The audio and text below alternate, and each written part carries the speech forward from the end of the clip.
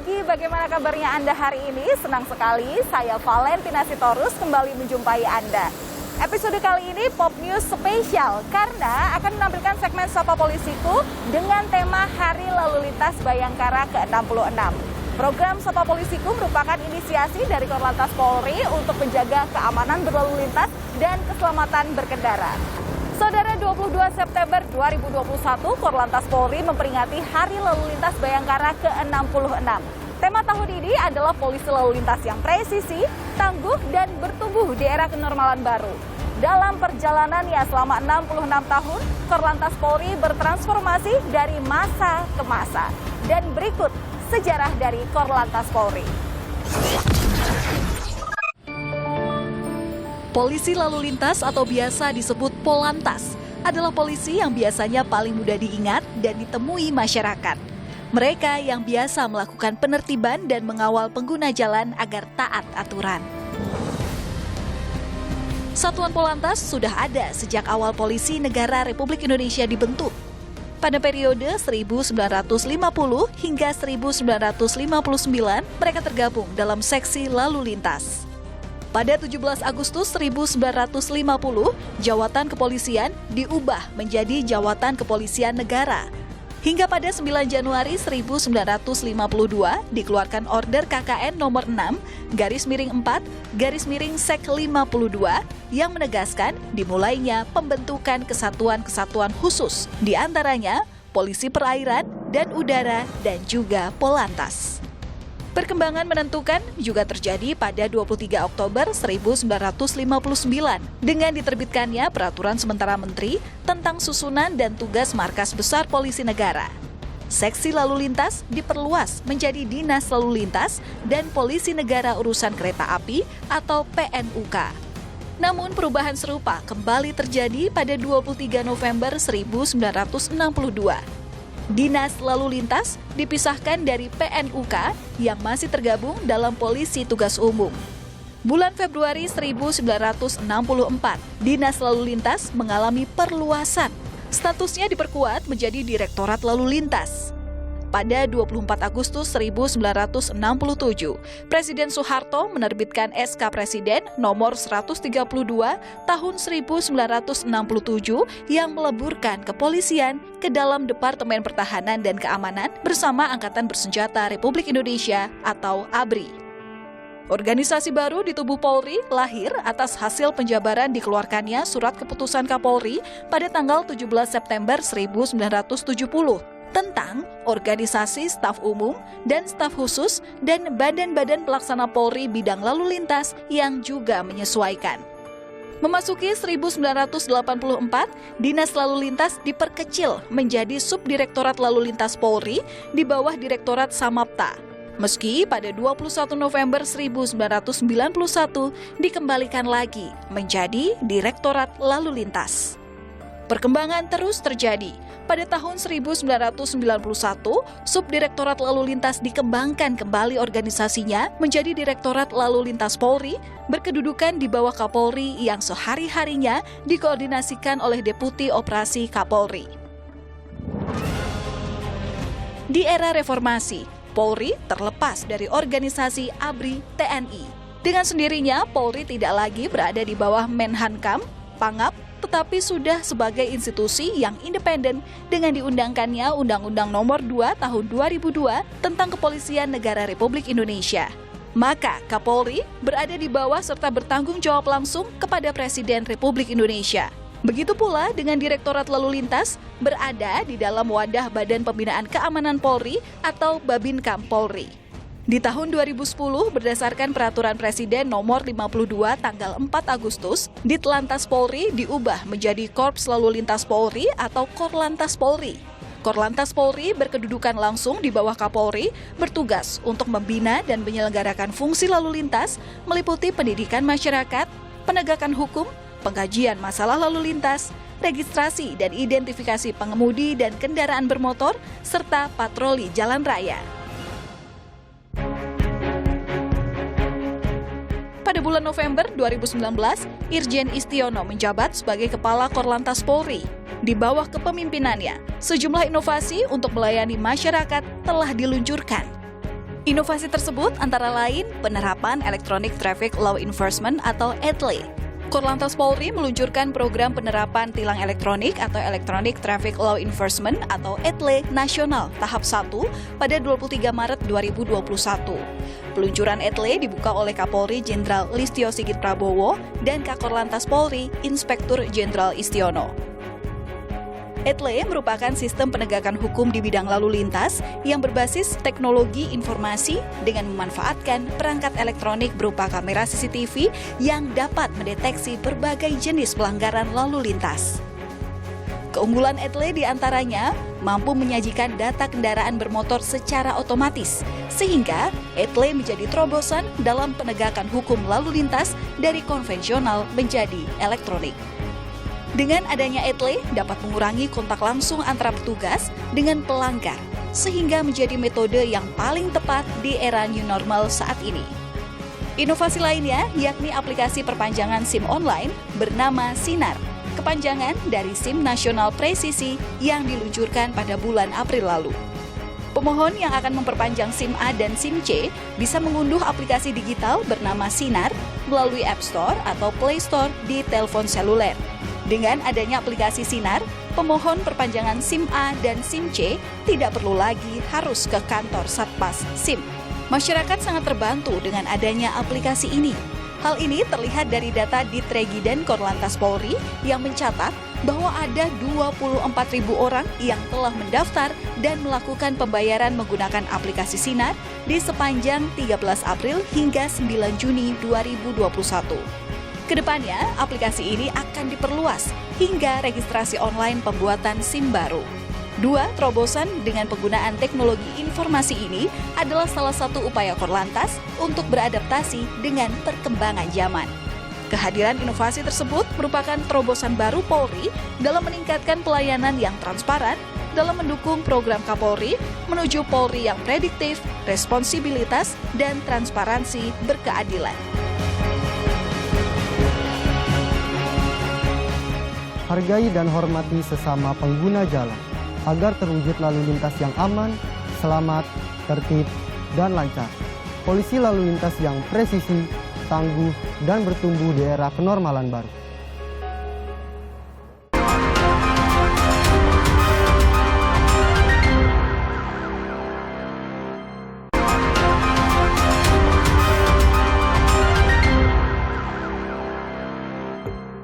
Saudara, Korlantas Polri terus melakukan inovasi guna memberikan pelayanan terbaik kepada masyarakat.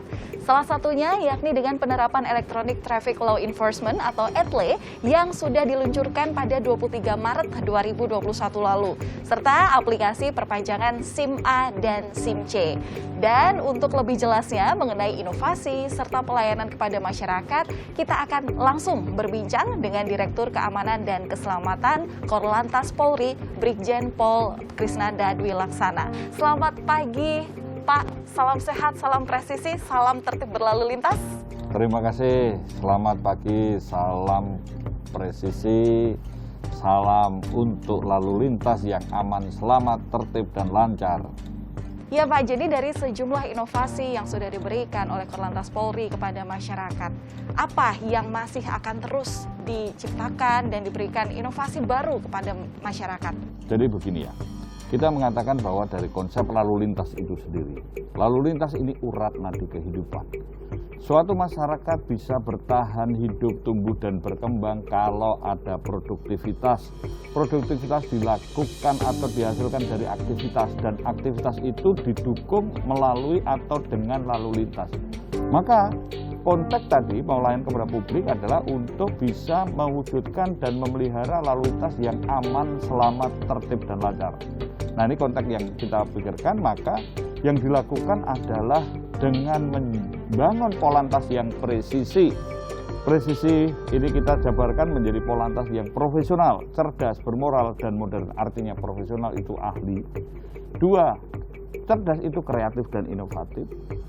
Bermoral itu semua membangun kesadaran, karena orang yang sadar akan bertanggung jawab dan buahnya disiplin. Modern itu dinamis, berarti mengikuti atau menyesuaikan dengan dinamika perubahan. Terutama sekarang ini dilakukan dengan berbasis kepada sistem-sistem online atau sistem elektronik karena era revolusi industri 4.0.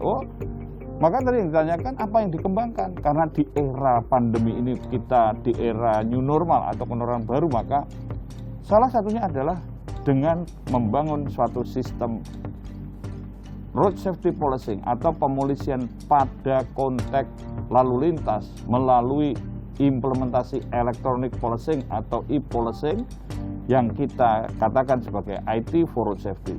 Nah, disinilah IT for road safety ini mencakup banyak hal yang berkaitan. Pertama kali kita juga untuk mendukung program-program Rencana Umum Nasional Keselamatan. Jadi kita membangun back office, application, dan network yang berbasis kepada artificial intelligence dan juga Internet of Things untuk menghasilkan suatu algoritma yang berupa infografis, info statistik, info virtual yang dapat diakses secara real time, on time, dan anytime, yang merupakan suatu prediksi, antisipasi, dan solusi. Nah, back office besar kita adalah TMC untuk mendukung road safety management atau manajemen dari keselamatan berlalu lintas. Kemudian kita juga membangun Safety and Security Center, ini juga untuk mendukung safer road atau jalan yang berkeselamatan. Dan kita membangun namanya ERI atau ERI atau Electronic Registration and Identification untuk mendukung safer vehicle atau kendaraan yang berkeselamatan. Dan kita juga membangun Safety Driving Center atau SDC. Ini untuk mendukung safer road users atau pengguna jalan yang berkeselamatan. Nah, berkaitan dengan hal ini tentu kita bisa hubungkan antara TMC, SSC, ERI, dan SDC tadi ini bisa dikembangkan melalui sistem kontrol penegakan hukum terhadap pelanggaran lalu lintas melalui ETLE, Electronic Traffic Law Enforcement, adanya Traffic Attitude Record atau catatan perilaku berlalu lintas, dan program Demerit Point System untuk sistem perpanjangan SIM. Nah, ini juga untuk mendukung post crash care atau yang berkaitan dengan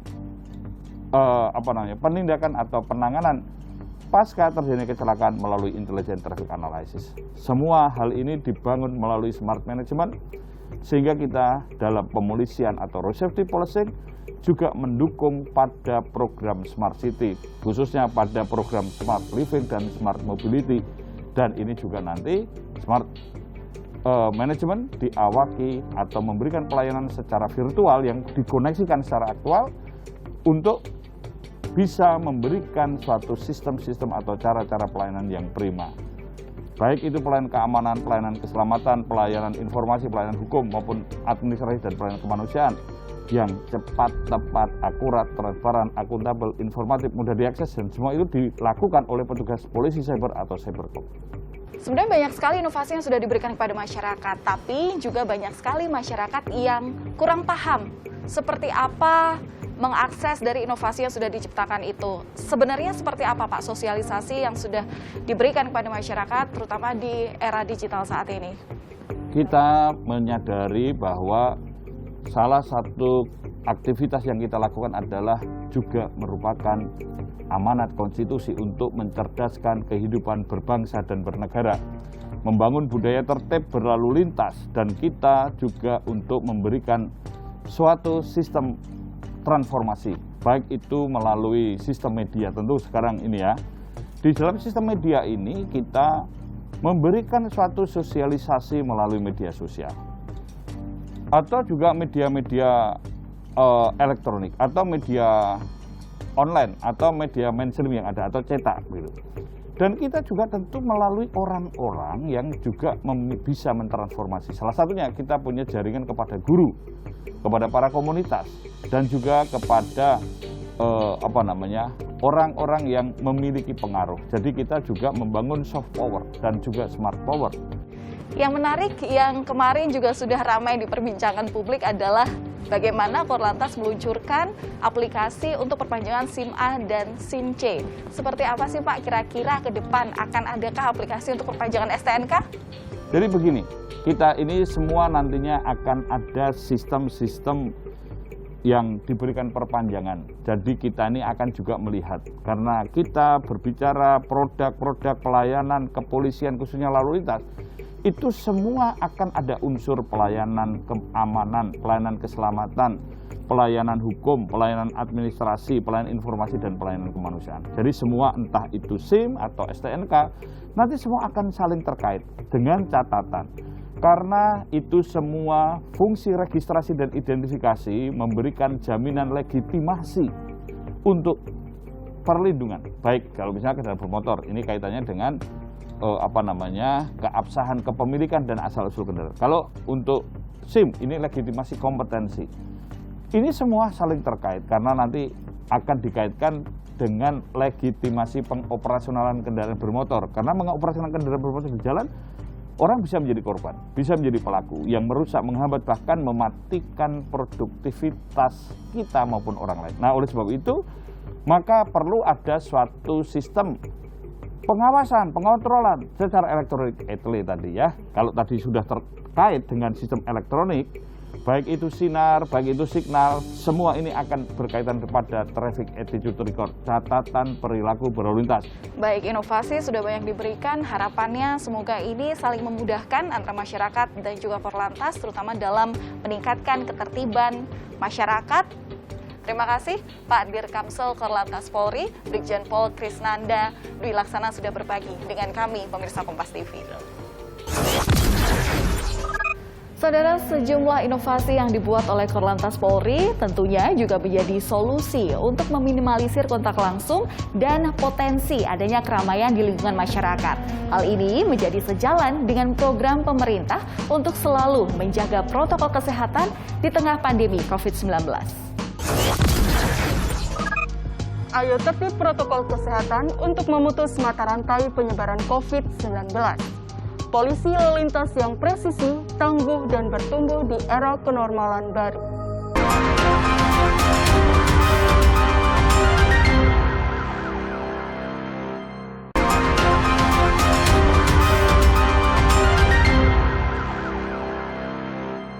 Saudara, Korlantas Polri terus berkomitmen mendukung kebijakan pemerintah terutama dalam memutus penyebaran rantai COVID-19.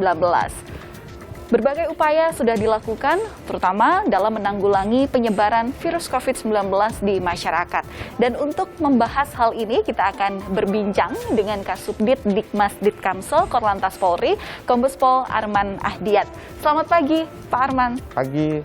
Ya, jadi sudah hampir 2 tahun pandemi ini melanda negeri. Apa saja upaya yang dilakukan oleh Korlantas Polri kepada masyarakat? Beberapa upaya yang sudah kita lakukan, terutama Korlantas Polri ini, untuk memutus penyebaran COVID-19 ini, langkah-langkah sudah diambil di seluruh jajaran. Korlantas Polri sudah menginstruksikan kepada seluruh jajaran bagaimana supaya kita dapat mengupayakan memutus rantai penyebaran COVID-19. Upaya yang dilakukan, salah satu yang saat ini masih berlaku di seluruh wilayah itu adalah melakukan penyekatan-penyekatan. Dan ada beberapa wilayah juga melakukan suatu kegiatan ganjil genap. Ini sangat mudah diikuti karena kalau ada aturan-aturan yang lain, kenapa sih ganjil genap? Ya tanggal ganjil berarti mobil ganjil yang dipakai, yang bisa menggunakan. Kalau tanggal genap, yang berarti mobil genap yang bisa memanfaatkan akses tersebut. Oleh karena itu, saya menghimbau lagi kepada masyarakat, apa yang kita lakukan ini semuanya adalah untuk tujuan kita bersama. Bukan hanya untuk pemerintah, bukan hanya untuk polisi, tapi bagaimana kita bisa meredam penyebaran COVID ini sehingga tidak muncul PPKM yang sebelum-sebelumnya gitu. Hingga saat ini penyekatan memang terus dilakukan, terutama dalam menekan angka mobilitas warga di masyarakat di tengah pandemi COVID-19.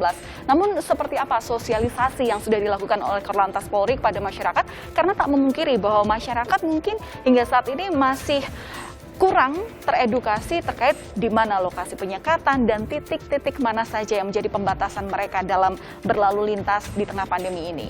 Ya, tadi kan saya menjelaskan tentang penyekatan untuk memutus penyebaran COVID. Satu sisi kita juga mensosialisasikan bagaimana kita supaya masyarakat ini bisa menjaga badannya, menjaga tubuhnya, menjaga lingkungannya agar terhindar dari paparan tersebut. kadang-kadang di dalam suatu komunitas masyarakat menghadapi pandemi COVID ini, ada yang mungkin terlalu berlebihan ketakutannya. Ada juga malah kadang tidak percaya sehingga mengabaikan semua sampai tidak menggunakan masker.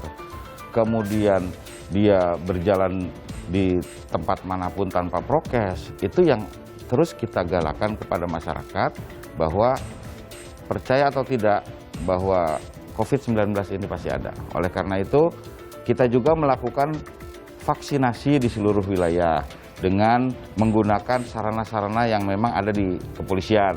Bisa kita lakukan beberapa wilayah dengan memanfaatkan SIM keliling.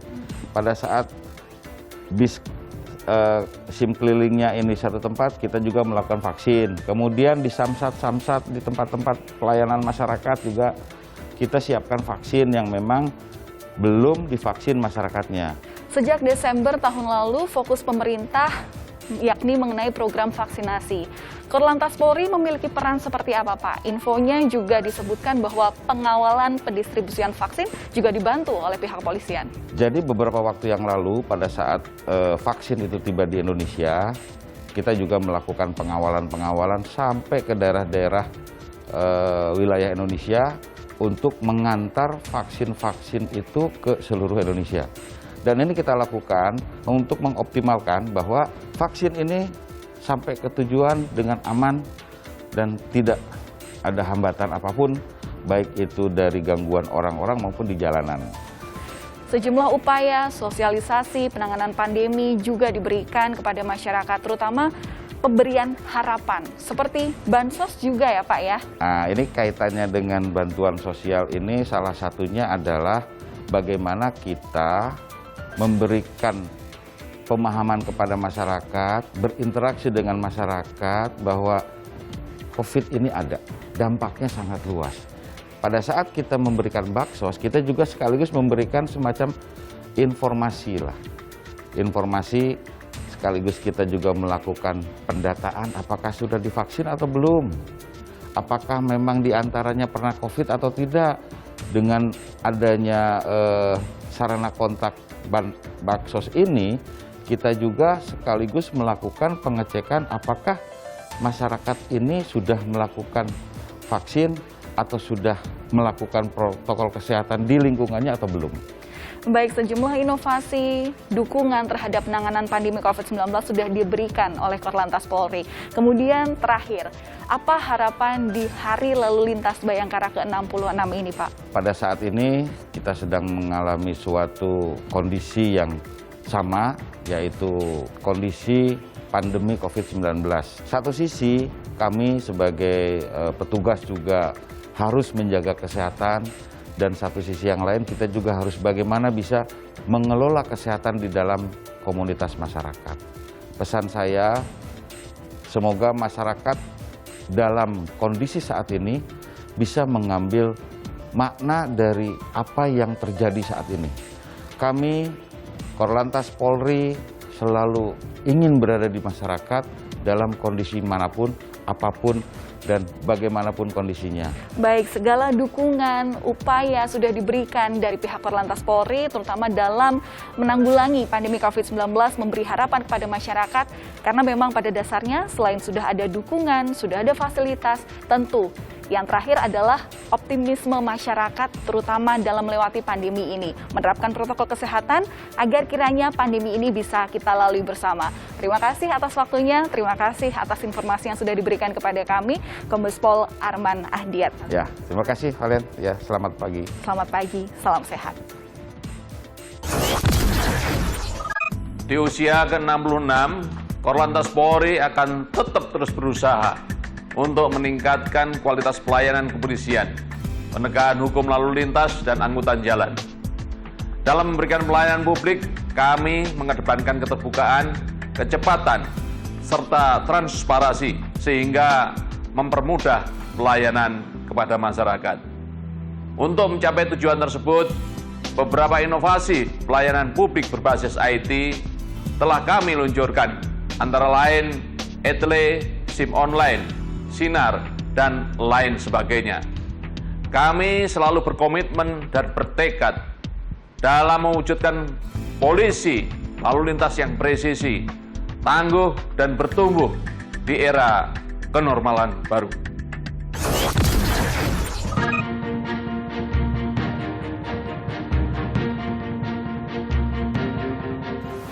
Saudara, di Hari Lalu Lintas Bayangkara ke-66 ini, selain menciptakan keamanan, keselamatan, ketertiban, dan kelancaran lalu lintas, Korlantas Polri juga akan terus berinovasi untuk memudahkan pelayanan kepada masyarakat.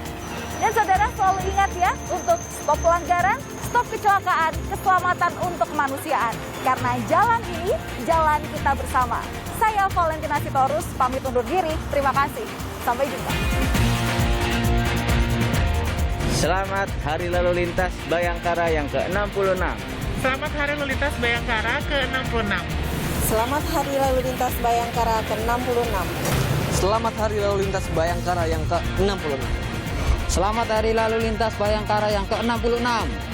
Selamat Hari Lalu Lintas Bayangkara ke-66.